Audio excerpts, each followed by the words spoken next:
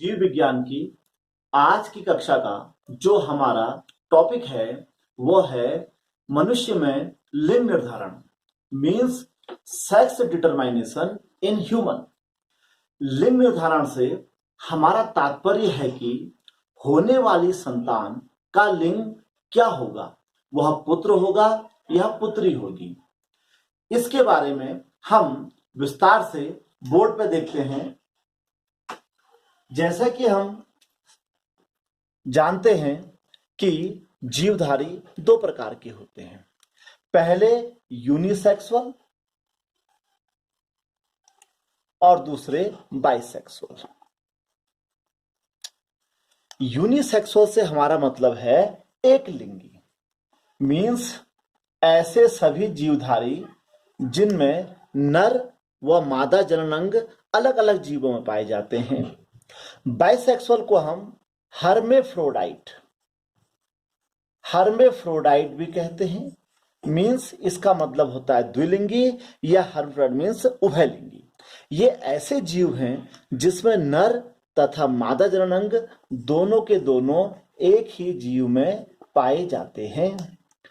तो मैकलंग एक साइंटिस्ट थे, उन्होंने एक लिंगी जीवों में लिंग निर्धारण किस प्रकार होता है उस संदर्भ में उन्होंने chromosomal theory of sex determination means लिंग निर्धारण का गुणसूत्र सिद्धांत दिया, जिनकी वंशागति मेंडल के नियमों के अनुसार ही होती है। तो अब हम एक लिंगी जंतुओं में, इसमें हमने आज के टॉपिक में मनुष्य को लिया है, देखते हैं किस प्रकार उसमें लिंग का निर्धारण किया जाता है। मनुष्य में जो गुणसूत्रों की संख्या होती है वह 23 जोड़े होती है। तो जो 23 जोड़े गुणसूत्र मनुष्य के पास होते हैं उसमें से जो गुणसूत्र एक जैसे होते हैं, अर्थात नर व मादा में एक जैसे होते हैं, उन्हें ऑटोसोम्स कहते हैं। जैसे हम मनुष्य में देखते हैं कि जो 23 जोड़े क्रोमोसोम्स होते हैं उसमें से जो शुरू के 22 जोड़े होते हैं, the previous 22 pairs are both in male and female are same, means ये XX होते हैं। तो शुरू के 22 जोड़े जो क्रोमोसोम्स होते हैं वो नर व मादा में एक समान होते हैं, जिनको हम ऑटोसोम्स या समजात गुणसूत्र कहते हैं। जो अंतिम जोड़ा होता है अर्थात 23वां जोड़ा, the 23rd pair of chromosomes in human is different. Male नर में ये इसको XY द्वारा दर्शाया जाता है, जबकि फीमेल में इसको XX द्वारा दर्शाया जाता है। इस अंतिम जोड़े को ही हम एलोसोम्स या इसको हम सेक्स क्रोमोसोम्स कहते हैं। तो मनुष्य में लिंग निर्धारण करने के लिए यह अंतिम जोड़ा, जिसे एलोसोम्स या सेक्स क्रोमोसोम्स कहते हैं, यही उत्तरदायी होता है। अब हम इसमें देखते हैं किस प्रकार मनुष्य में लिंग का निर्धारण किया जाता है। अब हम देखते हैं मेल और फीमेल। जैसा कि हमको पता है कि नर के अंदर नर युग्मक बनते हैं, मादा के अंदर मादा युग्मक बनते हैं। मनुष्य में नर युग्मक यानी कि मेल गैमेट्स को स्पर्म्स या शुक्राणु कहा जाता है, और मादा युग्मक यानी कि फीमेल गैमेट्स को यहां अंडाणु कहा जाता है।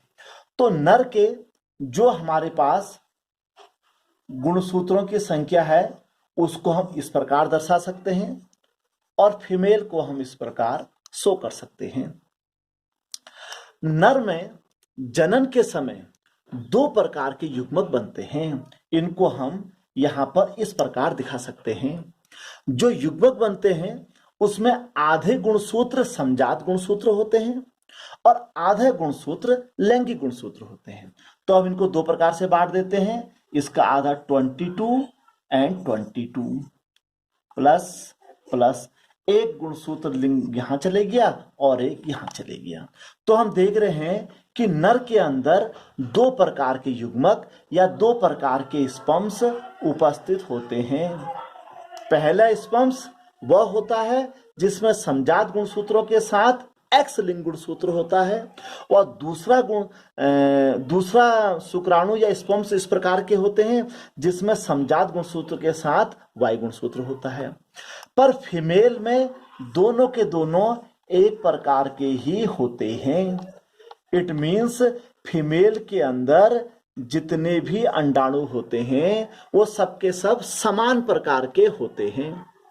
अब जब नर का एक्स वाला स्पर्म फीमेल के किसी एक अंडाणु से मिलता है तो यह 44 प्लस XX मीन्स यह रचना फीमेल, यानी कि होने वाली संतान जो होगी वह पुत्री होगी अर्थात मादा होगी।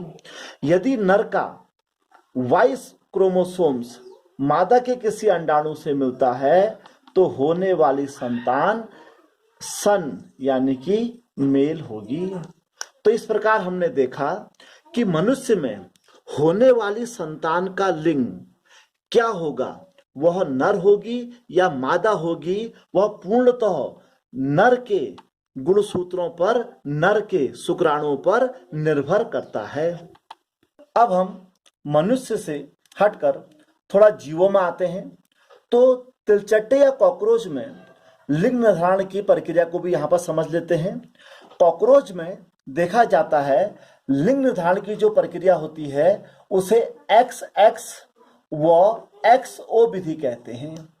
इसमें क्या होता है कि जो मादा जीव होता है उस मादा जीव में जो नंबर ऑफ क्रोमोसोम्स होते हैं वो सम होते हैं, पर जो नर होता है उसमें जो गुणसूत्र होते हैं वह विषम होते हैं।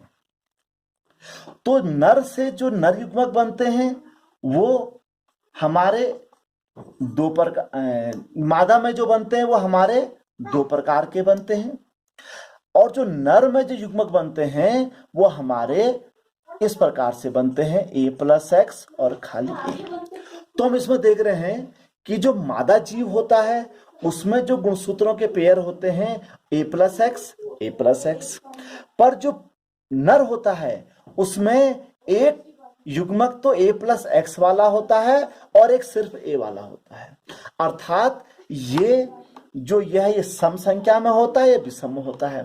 जब मादा के इस युग्मक से नर का ये वाला युग्मक मिलता है तो यह गुणसूत्रों की संख्या सम हो जाती है। सम का मतलब जो जीव पैदा होगा वो फीमेल होगा, और जब मादा के इस युग्मक से नर का ये वाला युग्मक मिलता है तो इस समय जो संख्या होती है वो विषम हो जाती है, अर्थात जो बनता है यहाँ पर वह मेल बनता है।